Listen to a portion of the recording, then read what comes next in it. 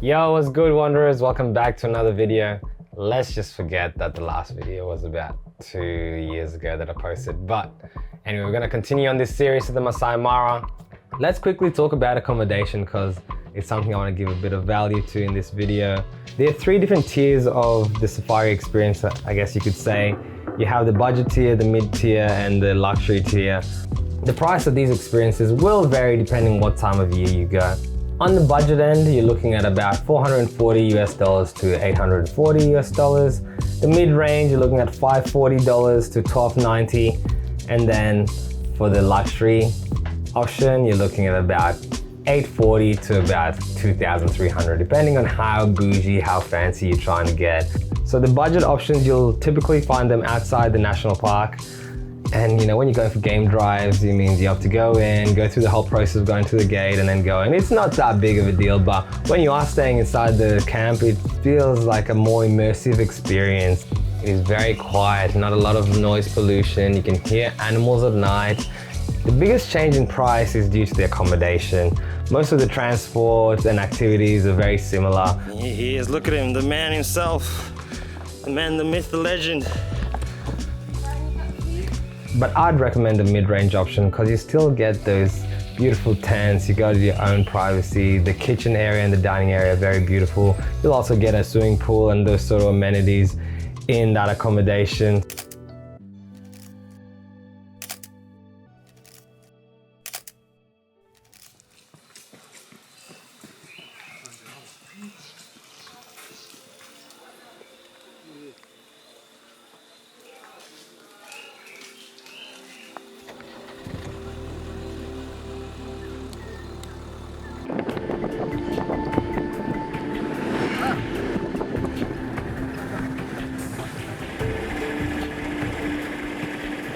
First stop of the day, and our tour guide took us to this lookout where you could see the rolling hills of the savanna grasslands in a safe way because for obvious reasons you shouldn't be really stepping out of the car in a national park.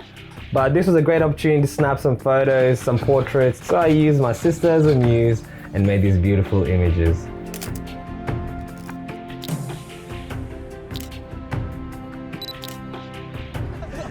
Alright, so after about 2 hours of game park drive, we haven't seen too many animals just yet. But look, there's some buffaloes, but we got a lead for some cheetahs, so that's where we're off to at the moment. Hopefully they're still there when we get there.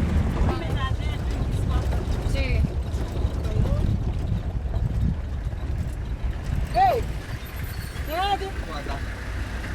Io non me amo. Iko mbele.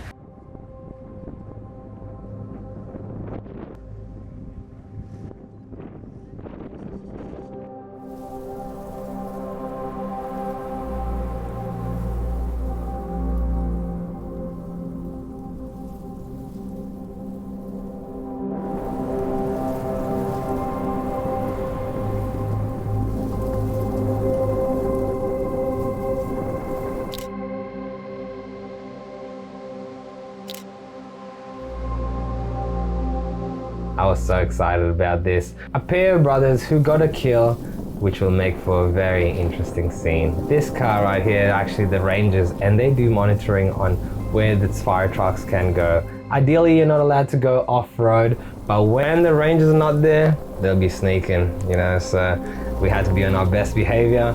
It was a bit far, but with the telephoto lens, I could get an idea of what was going on. And before you know it, the committee pulled up. And that's right, a group of vultures, committee. Oh dude, they're all coming down. It's crazy, yeah? This is some animal kingdom shit. It was exhilarating. Seeing scavengers right near the kill was something out of a Nat Geo documentary. Every 2 minutes, a new vulture landing, and by the time we'd left, there was about 10 there just waiting to make the move.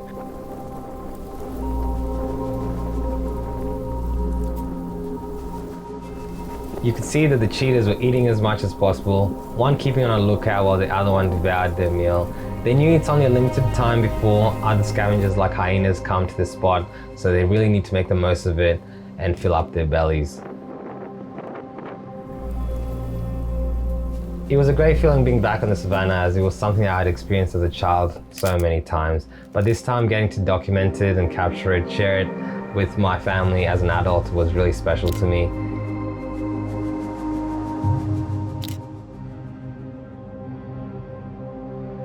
So we're driving along and we come across a tower of giraffes. Luckily we saw two teenagers who were sparring, play fighting you could say, with their horns. It's actually quite aggressive when males are looking for mates. We came across lots of solitary male lions who were relaxing again, like we said. During the day, they don't want to spend a lot of energy. They want to save that energy and exert it when they are hunting at those cooler temperatures.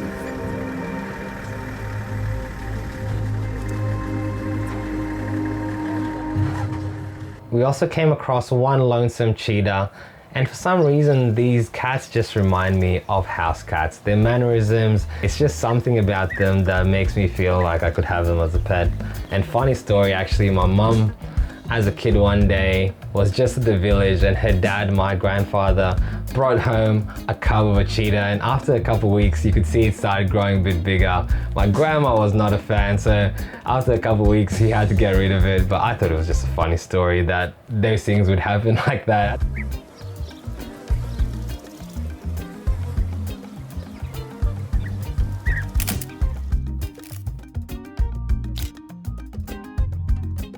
So at this stage we've seen a few animals and we're ready for lunch, a little break beside the Mara River. But as you know, when you're driving you get unexpected animals, and we came across a big herd of buffaloes.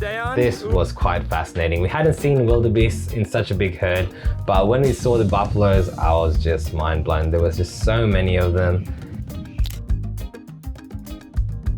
You see, these birds are called oxpeckers. They do have a symbiotic relationship known as mutualism, where both organisms benefit from the relationship. The oxpecker will get its source of food by eating parasites and ticks off the buffalo. It also cleans up wounds on the large mammals so it doesn't get infected with diseases. And on the other hand, the buffalo will tolerate the oxpecker being around, letting it go into its ear, into its nose, very intrusive.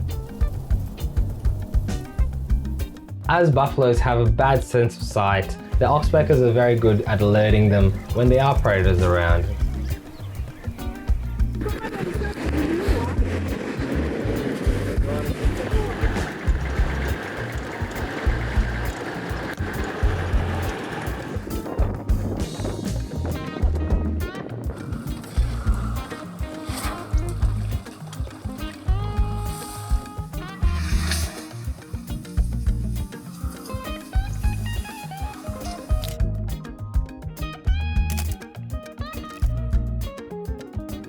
Finally, it was lunchtime. We could crack open the Tuskers, pull out the chairs and enjoy the park lunch that the tour had provided us.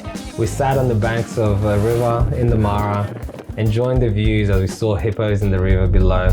Mum was a bit pooping herself because she's had hippo experiences in the past, and they're also very dangerous animals, especially on foot. On land they are very fast, faster than you think. So 15 minutes into this lunch and our guide Kaku spots a moving animal across the river. I could not believe how she'd pinpointed this animal from across the bank. She'd spotted a leopard. These are one of the most elusive cats to find. They live up in the treetops, so you'll never see them come down unless they're coming for a kill. So we were very, very lucky. The leopard had come down to get a drink of the water at the Mara. Felt like something out of a movie. So I quickly grabbed my camera. By this stage, we'd seen so much more than what we'd expected. The only thing we couldn't find was a rhino, and they are the hardest animals to find in the national parks. With all the poaching that's been going on in the last few years, it's a pity that we don't get to experience these large animals as much as we used to back in the day. So we started making our way back home. On the way home, we found a lion with 3 of her cubs just chilling. The rain was coming down, so you could tell he was getting a bit moody. Thank you for joining me. I hope you enjoyed the photos. I hope you enjoyed the stories. Peace out.